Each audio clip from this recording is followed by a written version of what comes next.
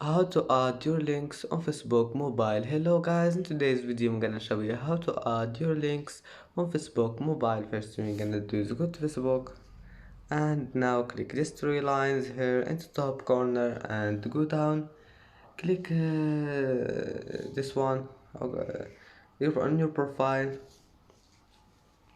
and then edit, and then just go down and you will find links here. Click on it, and as you see here you can add your links, social links or websites.